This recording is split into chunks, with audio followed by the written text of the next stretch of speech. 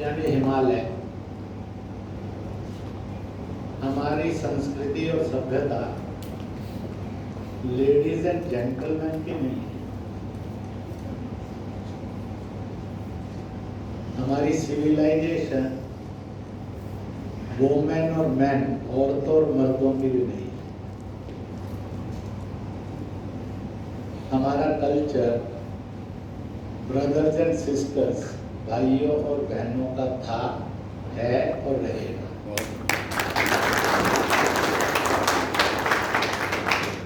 Ladies and gentleman को जब हम धरती पर आए तब हमें पता लगा कि ये लेडी है, ये जेंटलमैन, ये औरत है, ये मनुष्य मर्द है। परंतु ईश्वर के घर से हम कौन भाई बहन होंगे, ये मैंने और आपने नहीं पक्का किया, मालिक ने पक्का किया। हमें पता लग गया कि हम भाई और बहन। इस रिश्ते को ईश्वरीय और रक्त का रिश्ता कहा जाता है। इसलिए हिमालय, इसने दुनिया को जब ये रिश्ता दिया, उसके कारण विश्व गुरु कहलाए। हम महाशक्ति नहीं कहते। महाशक्ति का अर्थ होता है जो पाश्विक है, विश्व गुरु का अर्थ होता है जो परम पावन। इसलिए आज मंच पर कार्यक्रम के प्रमुख रूप से जो 3 संस्थाएं आयोजक हैं, तिब्बतियन यूथ कांग्रेस, जिसकी फाउंडेशन के 50 वर्ष हो रहे हैं, तो वह अपनी गोल्डन जुबली भी मना रहे हैं, क्रॉसिंग द 50 इयर्स। फिर वॉइस फॉर वॉइसलेस, जो लोग बोल नहीं पाते हैं, जनसाधारण होते हैं, उनकी मिलकर कोई आवाज बने, तो वो संस्था। और एक 5 मई 1999 में धर्मशाला में फॉर्म हुई थी भारत तिब्बत सहयोग मंच। इन तीनों ने मिलकर आज के इस कार्यक्रम का आयोजन किया है। मैं तीनों संस्थाओं को बहुत बहुत बधाई देता हूँ।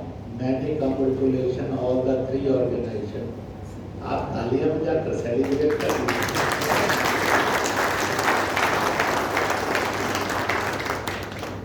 यहाँ कर रहे हैं, इसलिए हिमालय परिवार का यूनिट है, उन्होंने भी धूमधाम से इसमें सहयोग किया है।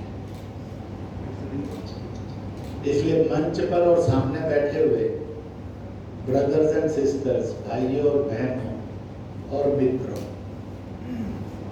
भाई बहन का रिश्ता भगवान देता है। मित्रता का रिश्ता मनुष्य बनाता है, जिसको मानवता कहा जाता है। ये 2 रिश्ते ठीक निभा लो, दुनिया के 80% संघर्ष खत्म हो जाएंगे। परंतु आज ये रिश्ता निभाना और मानना सबसे संकट में है।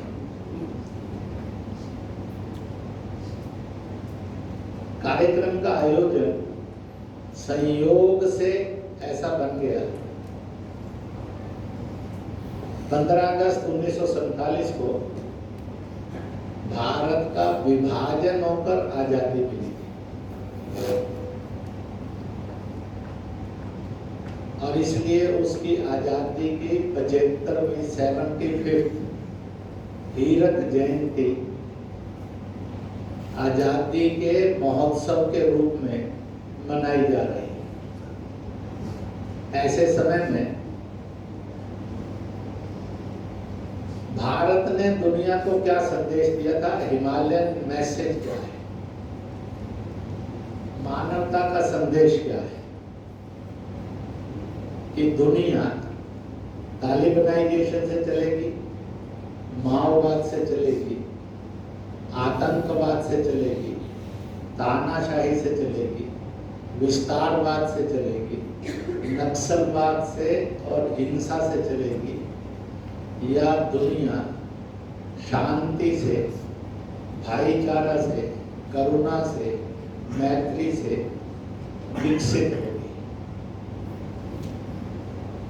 लाखों वर्ष पूर्व यह प्रश्न खड़ा हुआ था। सामने दुनिया की दो ताकतें थी। एक ताकत का नेतृत्व रावण नाम का राजा करता था और दूसरे का नेतृत्व राम रूपी राजा करता था। दोनों दोर्जे लिंग के यानी शिव के उपासक थे। दोनों शक्तिशाली थे। सृष्टि में उनसे बड़ा विद्वान कोई नहीं था, इतने विद्वान थे। दोनों में एक विचित्र अंतर भी था। रावण की प्रजा सबके पास there is a roof for everybody, there is a bread for everybody और there is an job for everybody. परंतु जो रूफ थी, राम की प्रजा के पास बांस का और मिट्टी का छत था। रावण की प्रजा के पास मेड ऑफ गोल्ड रूफ थी, सोने का बना हुआ घर। मैं श्रीलंका गया था, वहां के सरकार के निमंत्रण पर। जब वहां के असेंबली के यानी लोकसभा के स्पीकर ने हमें ब्रेकफास्ट पर निमंत्रण दिया, तो मैंने पूछा, आपके पूरे श्रीलंका के अंदर रावण का कोई स्टैचू नहीं है, रावण का मंदिर भी नहीं, रावण के नाम पर कोई सड़क और भवन भी नहीं, और रावण की आर्थिक नीतियां इतनी अच्छी थी जिसलिए सबके पास मेड ऑफ गोल्ड हाउसेज थे। फिर भी आप उसको अप्रिशिएट नहीं करते, उस पर लिखा नहीं। What is the simple answer? उन्होंने कहा, इंद्रेश जी, भोगवाद की पूजा नहीं होती है, जीवन मूल्यों की पूजा होती है। इसलिए श्रीलंका में भी राम पूजे जाते हैं, रावण की जय नहीं बोली जाती। तो हमसे जब दुनिया ने ये प्रश्न किया था, युद्ध, हिंसा, माओवाद, नक्सलिज्म, आतंकवाद, फासिज्म, विस्तारवाद, कैप्चरिंग द अदर्स लैंड, तो हमने कह दिया था नो। पहले हमने रावण को रिजेक्ट कर दिया था, हमने राम को वर्शिप किया, क्योंकि वह युद्ध के रास्ते पर नहीं थे, वह शांति के, करुणा के, मैत्री के, अहिंसा के मार्ग पर थे। 5200 साल पहले तिब्बत जिस इतिहास को जानता है, भारत के कुरुक्षेत्र में महाभारत का युद्ध हुआ था। एक तरफ कौरव थे, एक तरफ पांडव थे, दोनों के पिता सगे भाई थे। इसलिए दो रियल ब्रदर्स की संतान थी, उन दो में टकराव हुआ। सारा विश्व एक और एक के साथ खड़ा था। हमारे सामने प्रश्न खड़ा हुआ, कौरव के पांडव। तिब्बत का इतिहास यहाँ जुड़ता है। उस महाभारत के युद्ध से एक शासक, जब युद्ध समाप्त हो गया तो वो चलता गया, चलता गया, चलता गया, चलता गया, चलता गया, हिमालय पार किया और तिब्बत में पहुंचा। वह देवलोक से है ऐसी मान्यता मानकर शायद आज के तिब्बत का प्रथम शासक उसको माना जाता है। तो इसलिए हमारे सामने प्रश्न था कौरव के पांडव। हमने कौरव नकार दिए, पांडव को ही स्वीकार किया। इसलिए इस हिमालयन कल्चर में, जिस हिमालयन कल्चर में पहले सनातन था, बाद में बौद्ध मत भी आया, जैन मत भी आया, सिख मत भी आया, ऐसे कई मत संप्रदाय आते चले गए। और इन सब की एक ही विशेषता थी कि हमने और समय के साथ साथ ये सत्य सिद्ध कर दिया था कि हम हिंसा, और जिस हिंसा का रूप आज के युग के अंदर तालिबानी धर्म है, जिसका रूप चीन है, माओइज्म है, जिसका रूप नक्सलिज्म है, जिसका रूप तानाशाही है, जिसका रूप आतंकवाद है, जिसका रूप विस्तारवाद है, वी रिजेक्टेड ऑल, और हमने करुणा मैत्री को ही स्वीकार किया था। और जब तालिबानाइजेशन बढ़ता है, हिंसा बढ़ती है, तो दुनिया में क्या होता है? जब माओइज्म, वायलेंस, एक्सटेंशनिज्म, विस्तारवाद बढ़ा, तो देखते देखते चीन जो था तिब्बत को खा गया। 12 लाख लोगों का कत्लेआम हुआ, और आज तिब्बत एक गुलामी की भट्टी में धधक रहा है और अपनी आजादी के लिए तड़प रहा है, प्रयत्न कर रहा है, जन जागरण भी कर रहा है। जब जब जरूरत पड़ती है तो कुछ कुछ बलिदान का रास्ता भी लेता है। और इसलिए चीन ने जब सत्य, अहिंसा, करुणा, मैत्री, सद्भाव और शांति को छोड़ा, तो वह दुनिया के शांति प्रिय एक देश को खा गए। आज वो ताइवान को या सिंजान को या बाकियों को खाने की कोशिश कर रहा है। कुछ खा लिए हैं, कुछ खाने की कोशिश कर रहा है। इसी प्रकार से अफगानिस्तान के अंदर तथागत बुद्ध की सबसे विशाल प्रतिमा थी। जब तक वहां पर सनातन संस्कृति का प्रभाव था और बाद में बौद्ध मत का प्रभाव पड़ा, तब तक वहां तथागत की पूजा थी। पर जब तालिबानाइजेशन हुआ, तो दुनिया के देखते देखते वो बुद्ध प्रतिमाएं और बौद्ध प्रतिमाएं खंडरों में बदल दी गई, तोड़ दी गई। डायनामाइट भी लगे, क्रेन भी लगी, बर्बाद कर दी।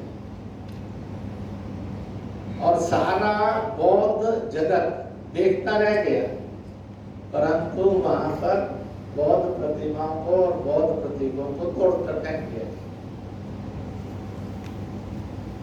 और इस प्रकार से आप एक और देखें, हिमालय के अंदर एक भारत के भूभाग का क्षेत्र लद्दाख है।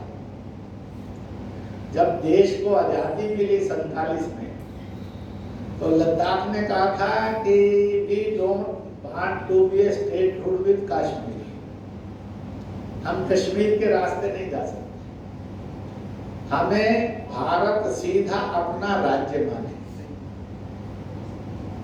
उस समय पर दबाव बना पंडित नेहरू कांग्रेस पर, और उन्होंने लद्दाख एक बौद्ध बहुल क्षेत्र को कश्मीर के अंतर्गत कर दिया। From then they are fighting for their union territory status. और धीरे धीरे बौद्ध मत वहां कहीं ना कहीं कसमसा रहा था, गुलामी में। वहां का झूले बालने वाला लद्दाखी आजादी के लिए तड़प रहा।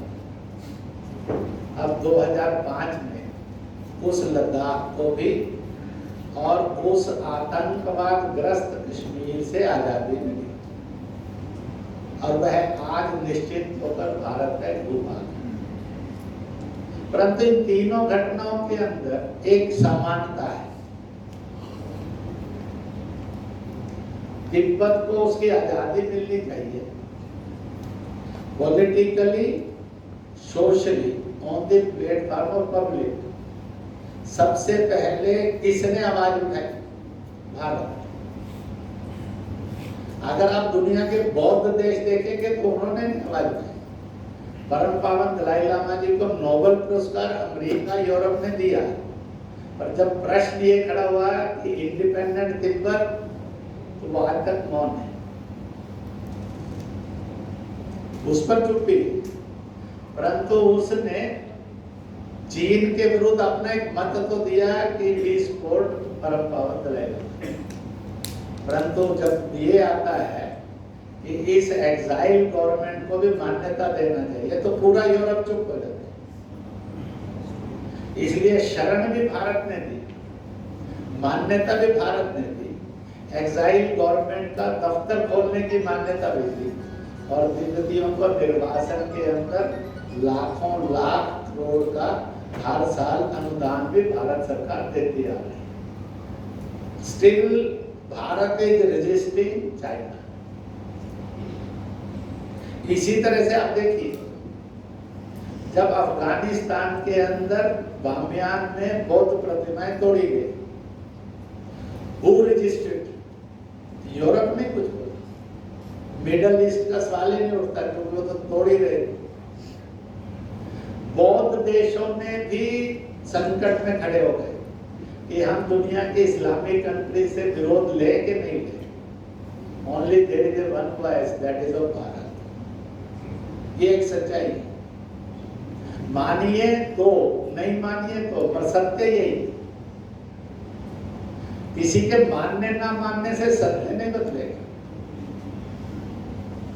और उस समय उत्तर प्रदेश के मुख्यमंत्री थे आज के भारत के रक्षा मंत्री श्रीमान राजनाथ सिंह।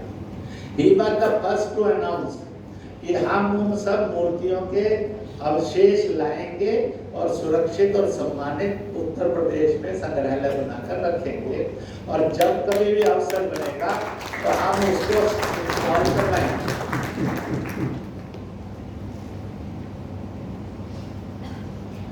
और लद्दाख जो कश्मीर के आतंकवाद और अलगाववाद की भट्टी में जल रहा था, अल्टीमेटली उसको यूनियन टेरिटरी का स्टेटस देना, उसको सेंट्रल यूनिवर्सिटी देना, और उतना ही नहीं है उसको दूसरी यूनिवर्सिटी भी देना, और वहाँ पर बहुत बड़े और हॉस्पिटल भी लेना, सड़क भी देना, और उसको एक स्वतंत्र जीवन जीने के लिए भारत के राज्य के रूप में उसको देना। 370-35 से हटाते हुए लद्दाख को भी एक हिमाचल जैसा, हरियाणा जैसा, चंडीगढ़ जैसा यूनियन टेरिटरी का स्टेटस देकर ultimately who given the relief to the Buddhist in Ladakh, of Ladakh, ultimately the same thought जिसको लोग नेशनलिज्म का थॉट कहते हैं, मानवता का थॉट कहते हैं, उसी ने दिया। और इसलिए उसी थॉट के गर्भ में से ये भारत तिब्बत सहयोग मंच भी जन्मा 5 मई 1999 को धर्मशाला। आज इस बात को समझने की और समाज में ले जाने की भी जरूरत है। Nothing is impossible. I am sitting in Saints at Haridwar. मैंने कहा the Almighty God is अविलोकितेश्वर Vishnu हमसे बहुत प्रसन्न है, और आजकल वो हमारा मानवतावादी एजेंडा भी स्वीकार कर रहे हैं पूरा हो, और वह हमारा राष्ट्रवादी एजेंडा भी स्वीकार कर रहे हैं। मुझे संतों ने पूछा कैसे? मैंने कहा मानवतावादी अपना एक एजेंडा था, धर्म की जय हो, अधर्म का नाश हो, प्राणियों में सद्भावना हो, विश्व का कल्याण हो। हमने थोड़ी कहा गुंडा बदमाश चोर लफंगे को छोड़कर, हमने सबके मंगल की कामना की। और उधर राष्ट्रीय एजेंडा हमने कहा लद्दाख को यूटी मिलनी चाहिए, प्रभु ने तथास्तु कहा, अल्टीमेटली मिल गई। वो कश्मीरी शिकंजे से मुक्त हो गए, उसके अत्याचार और उत्पीड़न से मुक्त हो गए। हमने कहा 370-35 से खत्म होकर one nation one people one constitution one national flag हो जाना चाहिए, वो हो गया। 493 इयर्स पूर्व का संघर्ष चला था राम मंदिर का, हो गया।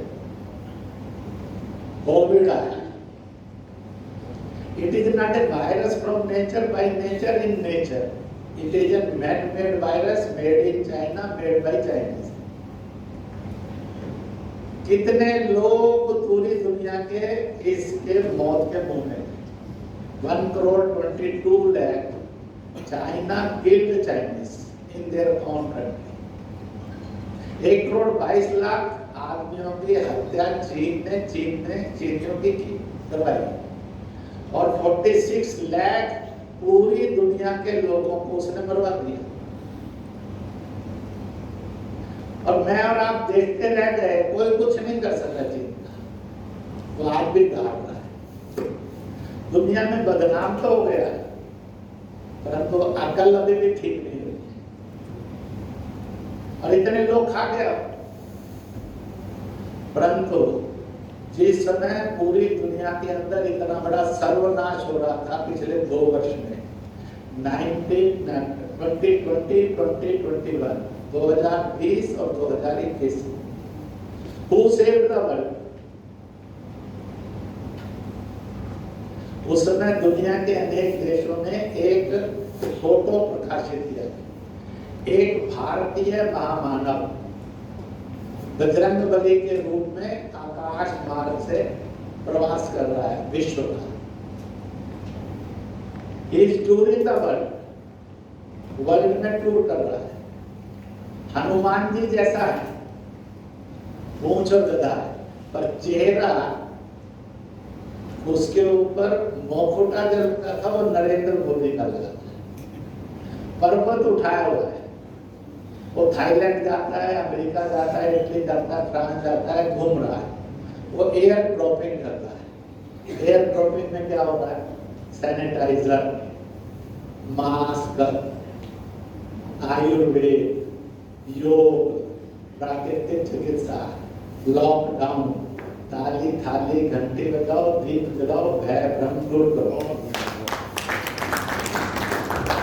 और सारी दुनिया कह रही है इस बजरंगबली ने आज के युग के अंदर, जैसे उस बजरंग युग के अंदर धर्म को जिताया था, आज फिर मानवता की रक्षा करें। That was an open picture ये थी और यही देखा एयर ड्रॉपिंग हो रहा दुनिया, मोर देन 130 कंट्रीज में एयर ड्रॉपिंग हो रहा, करोड़ों का अनुदान गया। भारत ने किसी से पैसा नहीं लिया, क्योंकि भारत यह बुद्ध का नानक का देश था, है और रहेगा। और इस प्रकार से जब गलवान के अंदर या डोकलम भूटान में, नेपाल और भारत के हिस्सों में चीन ने दादागिरी की, हमने कहा था कि युद्ध की अभी जरूरत नहीं है, कभी जरूरत पड़ेगी तो देखेंगे, और हम बुद्ध के मार्ग से चीन को पराजित करके हटा देंगे। हमने किया, हमने बालाकोट में सर्जिकल स्ट्राइक करके और इस प्रकार से और किया कि जिसके कारण हमने पाकिस्तान को भी सबक सिखाया। अमेरिका ने कहा I will fight against terrorism in the world to make the world terrorism free. Only 26 countries supported America. When China called, I want that the world should be terrorism free, violence free. Nobody came to support him, only Pakistan came. When Narendra Modi called the world, उन्होंने आह्वान किया कि भारत संकल्प करता है कि दुनिया को आतंकवाद मुक्त करेंगे, हिंसा मुक्त करेंगे, संघर्ष मुक्त करेंगे। 122 countries came forward, supported Bharat. यह है एक सत्य है।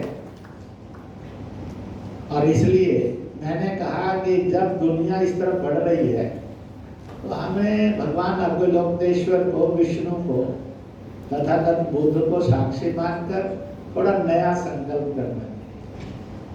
What should be our demand letter?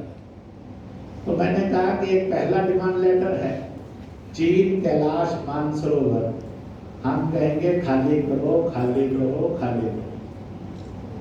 अब कैलाश मानसरोवर खाली करने का मतलब है कि भारत की भी सुरक्षा है, तिब्बत की भी स्वतंत्रता की गारंटी बनती है। तो मैं कहूँगा चीन कैलाश मानसरोवर आप कहेंगे खाली करो, खाली करो, खाली करो। इतना धीरे बोलना, बस सिर्फ बीजिंग तक आवाज जाए, उससे आगे नहीं भी जाएगी तो चलो। और मैक्लोडगंज के अंदर रुकनी नहीं चाहिए, इधर दिल्ली भी जानी चाहिए, इधर न्यूयॉर्क के पास भी पहुंचनी चाहिए यूएनओ के दफ्तर में। तो इसलिए मैं कहूँगा चीन कैलाश मानसरोवर, चीन कैलाश मानसरोवर, चीन कैलाश मानसरोवर। आप तिब्बतियन में प्रणाम को ताशी विले कहते हैं, तो कैलाश मानसरोवर को क्या कहते हैं? खंग रिम्पोचे। मैं कहूँगा चीन खंग रिम्पोचे, आप कहेंगे खाली करो खाली करो खाली करो। चीन खंग रिम्पोचे, चीन खंग रिम्पोचे। फिल्मी गाना है, वायदा किया तो जो ये कहते हैं, ये नारा हम अपनी पूजा में प्रतिदिन अपने घर में, अपने सत्संग में, कीर्तन में, भजन में, पूजा पाठ में रोज एक बार जरूर लगाएंगे, घर के सब सदस्य मिलकर। वो जरा हाथ ऊपर खड़ा। मैं कहूँगा जय भारत, आप कहेंगे, और जय भारत जय तिब्बत, आप कहेंगे जय जगत। जय भारत जय तिब्बत, जय भारत जय तिब्बत, जय भारत जय तिब्बत। तो इसलिए तो फिल्म का गाना है, वायदा किया तो हीरो हीरोइन के रोमांस में एक्सक्यूज भी चल सकता है सर। यहाँ तो हमने सीधा तथागत बुद्ध से वायदा किया है, शिव से वायदा किया है। It will be our daily demand letter. चीन कैलाश मानसरोवर खंग रिम्पोचे, खाली करो खाली करो खाली करो। It should be a demand letter of lakhs and lakhs, crores and crores, and in every country of the world. इसको एक सोशल मीडिया की मूवमेंट बना, और इसलिए इसको करना। दूसरा, minority should be honoured and saved. Either the minority, ये कुचली जानी चाहिए, इन पर अत्याचार होने। आज माइनॉरिटी पर सर्वाधिक अत्याचार एक देश में है, वो पाकिस्तान। चाहे बौद्ध हो, चाहे ईसाई हो, चाहे मुसलमान हो, चाहे हिंदू हो, चाहे जैन हो, चाहे सिख हो, चाहे पारसी हो, ऐसा थोड़ा थोड़ा जुल्म बाकी भी जगह है। तो इसलिए सेकंड डिमांड लेटर, पाकिस्तान माइंड अल्पसंख्यकों पर जुल्म, आप कहेंगे बंद करो बंद करो बंद करो। पाकिस्तान अल्पसंख्यकों पर जुल्म, बंद करो बंद करो बंद करो। पाकिस्तान अल्पसंख्यकों पर जुल्म, बंद करो बंद करो बंद करो। पाकिस्तान अल्पसंख्यकों पर जुल्म, बंद करो बंद करो बंद करो। हमने justified on the level of humanity इस डिमांड को किया। ये किसी देश के प्रति द्वेष नहीं है, हमने कोई उस पर कब्जा करने की बात नहीं की। हमने ये नहीं कहा तेरा बेड़ा गर्क, हमने ये कहा है कि you are doing the devil, आप एक शैतान का काम कर रहे हो, स्टॉप इट, नहीं चलेगा। और इसलिए मानवता का संरक्षण होना चाहिए, और इसलिए इसको करना ये बहुत जरूरी है। एक काम सब मिलकर कर रहे हैं, उसको कंटिन्यू करना चाहिए। आत्मनिर्भर यानी अपना माल बनाएंगे, अपना माल बेचेंगे, अपना माल खरीदेंगे, अपने माल का उपयोग करेंगे, अपने माल का गुण गाएंगे, अगर उसमें कोई खराबी है तो उसको सुधार कर और बढ़िया बनाएंगे। भारत में ही नहीं, विश्व की मार्केट के अंदर अपने माल को बेचेंगे, दुनिया का माल भी खरीदेंगे, अपना माल भी दुनिया में बेचेंगे। परंतु हम इस बात के लिए जाएंगे और एक माल से अभी परहेज करेंगे जब तक वो सुधरता नहीं। अपना कोई भी फेस्टिवल चीनी माल से नहीं मनाएंगे। थोड़ा सा कष्ट होगा, थोड़ा नुकसान होगा। जो है कुछ कीमती सा, एक बार उससे मोह त्याग ना और तलाक कर दो कि जाओ तुम अग्नि में अच्छे हो, उसको अग्नि में दे। ताकि हम चाहते हैं चीज should not be a work as a राक्षस, उसको एक राक्षस के रूप में काम नहीं करना चाहिए, मानव के रूप में काम करना। ना हानिजम ने शैतान दिया था, बुद्धिज्म ने भी शैतान ने दिया, पर आ गया तो इलाज तो होना चाहिए। अब मेडिसिनल इलाज नहीं है इसका, इसकी तो मन और बुद्धि का इलाज है। या वो विचार से माने और सुधरे, या फिर वो मार से माने और सुधरे, या फिर ऐसी चुनौतियां खड़ी कर दी जाए कि उसके सर्वाइवल को संकट। इसलिए विश्व का एक मत बनाया, जिस मत को हमने रखा था, जब चीन के अंदर आर्थिक साम्राज्य ध्वस्त होगा, उसकी आर्थिक रूप से कमर टूटेगी, तभी विश्व में शांति आएगी, तिब्बत को उसकी आजादी मिलेगी। इसलिए हमने उसकी आर्थिक साम्राज्य की कमर तोड़ना चाहिए। बहुत चोट पहुंची है, परंतु अभी और चोट पहुंचाने की जरूरत है। इसलिए इसको भी करना। और इन तीनों संस्थाओं ने Tibetan youth Congress, voice for voiceless, Bharat Tibet सहयोग मंच मिलकर यह जो 167 सेल्फ इमोलेशन, आत्मदाह के बलिदान है, इनको वर्ष भर तिब्बत की आजादी के रूप में सेलिब्रेट करेंगे।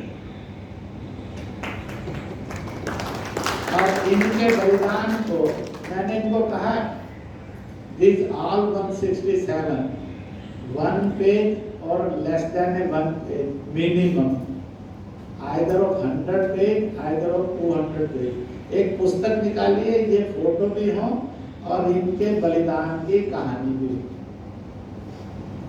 लगे तो एक 10 मिनट या 15 मिनट की इस बलिदानी कथा का वीडियो भी बनाना, फिल्म बनाना चाहिए, ताकि वो बच्चों में और दुनिया के सब देशों के लोगों को दिखाया जा सके।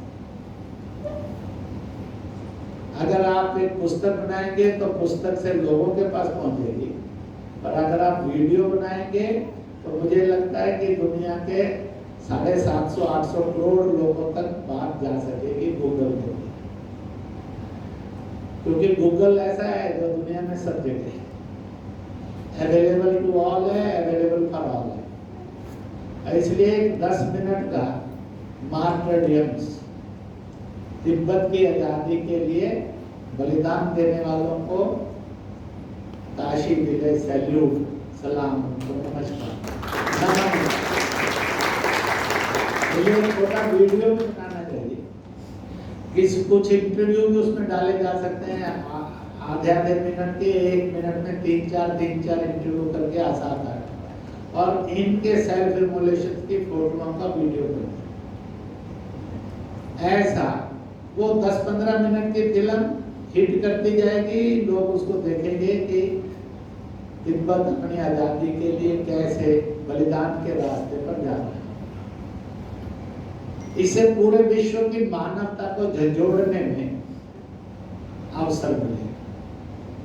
इसलिए 1 बुकलेट एंड 1 वीडियो, 1 फिल्म और 10 to 15 मिनट्स बनाने हैं। और मैं अपील करूंगा कि यह जो एक जन जागरण का अभियान चलेगा तिब्बत की आजादी का, इसके लिए जो बाकी नारे भारत तिब्बत सहयोग ने, तिब्बती समाज ने बनाए, वो सब लगाते जाइए, निसंकोच होकर लगाइए। भारत इस समय दुनिया के एक मजबूत नेतृत्व के रूप में और देश के रूप में खड़ा है।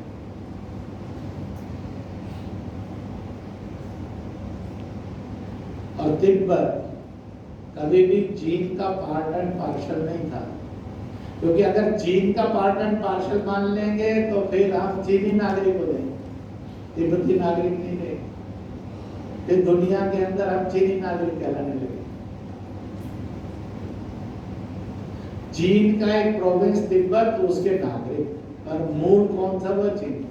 इसलिए we are never a part and parcel of China, क्योंकि आप कभी आमदो के लोग, खाम के लोग चीनी कहलाए ही नहीं आज तक। आप तो जब से मानव की उत्पत्ति उस इलाके में हुई है, तब से लेकर आप हमेशा ही तिब्बती कहलाए।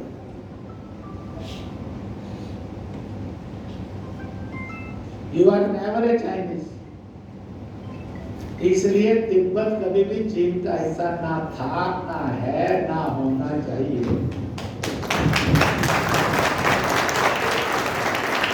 इसलिए इस बात को भी ठीक से समझते और समझाते जाना। मुझे पूरा विश्वास है कहीं ना कहीं आने वाले समय के अंदर सीमाओं में बड़े तेज गति से परिवर्तन होंगे।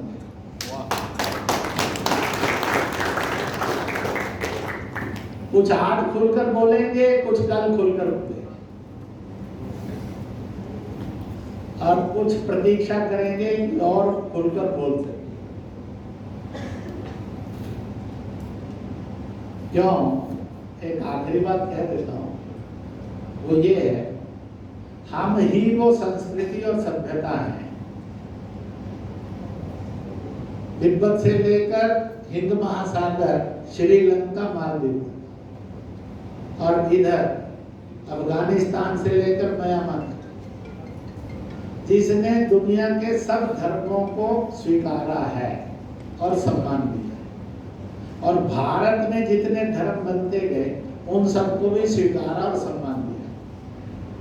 इसके अतिरिक्त अगर आप गूगल पर एक प्रश्न का और उत्तर मांगे कि दुनिया में उस कल्चर का, उस सिविलाइजेशन का, उस लैंड का नाम लिखो जिस कल्चर ने, सिविलाइजेशन ने और सोसाइटी ने और लैंड ने, कंट्री ने दुनिया के सब धर्मों को स्वीकार भी किया और सम्मान भी दिया है, तो इस धरती के अतिरिक्त कोई दूसरा नाम दुनिया में कोई लिख नहीं सकता। सबकी कलम ठहर जाए, परंतु इसके लिए जरूरत है एज ए कंट्रीज और as a society, united we stand, divided we fall. हम एकजुट खड़े होंगे तो कल मंजिल पर पहुंचेंगे। इसलिए फिल्म में गाना आता ना, होंगे कामयाब। तो मैं कहूँ एक दो तो मिलकर गुनगुनाएंगे। केवल उसका ऊपर ऊपर के 2-3 पद दिए। पहली है, हम होंगे कामयाब, कामयाब एक दिन, मन में है विश्वास, पूरा है विश्वास, होंगे कामयाब एक दिन, एक दिन। चलो मैं अब एक दो करता हूँ, मिलकर गुनगुनाएं। 1 2 हम होंगे कामयाब, होंगे कामयाब एक दिन, एक दिन, ओ में है विश्वास, पूरा है विश्वास, हम होंगे कामयाब एक दिन। देवतात्मा हिमालय की जय, जय भारत, जय तिब्बत। हम जगत में जाते हैं, सर्व समावेशी हम थे, हम हैं और हम ही होंगे।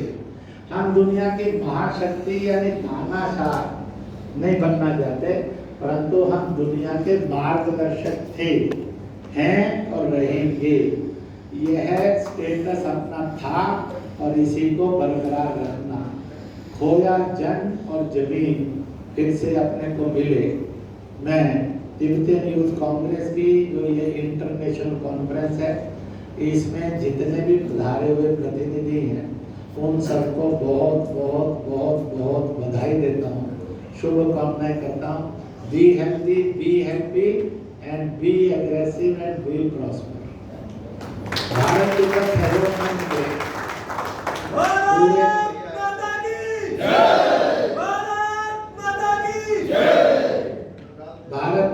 सहयोग मंच ने ऐसे समय के अंदर अपने सब प्रमुख कार्यकर्ताओं को यहाँ बुलाया। देश भर से 30-35 से अधिक कार्यकर्ता और हिमाचल के कुछ अतिरिक्त कार्यकर्ता यहाँ उपस्थित हैं। कल से आज तक उनमें मीटिंग चलेगी और इसलिए मैं भारत तिब्बत सहयोग मंच के देश भर से उपस्थित कार्यकर्ताओं को भी बहुत बहुत बहुत बहुत बधाई देता हूँ। इसके अतिरिक्त बाहर से और यहाँ से जो अन्य कार्यकर्ता सम्मिलित हुए उन सबको भी मैं बहुत बहुत बहुत बहुत बधाई और शुभकामनाएं करता हूँ। नवरात्रों के दिन चल रहे हैं। ये क्षेत्र ऐसा है जहाँ जगत जननी खूब रहती है। पास में नैना देवी भी है, चिंतपूर्णी भी है, ज्वाला माई भी है, चामुंडा भी है, ब्रजेश्वरी भी है और कण कण में माँ का वास है, जगत जननी। कौन सा कण है जिसमें उसका वास नहीं? तो इसलिए यह तीर्थों के समय है, शक्ति उपासना के समय। इसलिए हम सब में भक्ति की भी शक्ति है, एकता की भी शक्ति है और जीवन मूल्यों की भी शक्ति है। और हम दुनिया स्वयं बनेंगे, अपने अपने धरतियों को सजाएंगे और विश्व को भी बचाएंगे। इस बात का संकल्प करते हुए एक मूवमेंट को साथ साथ चलाते चले जाइए।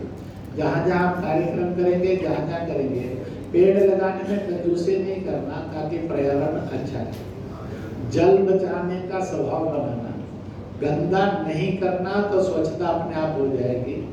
और उसी के साथ साथ प्लास्टिक के यूज से बचना, क्योंकि प्रदूषण जो है यह एक बहुत बड़ा अमानवीय राक्षस है जो मानवता के और प्राणी मात्र के जीवन के लिए बड़ा संकट है। इसलिए उसको भी मुकाबला करना, तो उसके लिए 4 ही कार्यक्रम है। जल बचाना है, प्लास्टिक से दूरी रखनी है, गंदा करना नहीं यानी स्वच्छता रखना और पेड़ लगाना। इनको भी कहीं ना कहीं करते रहना चाहिए।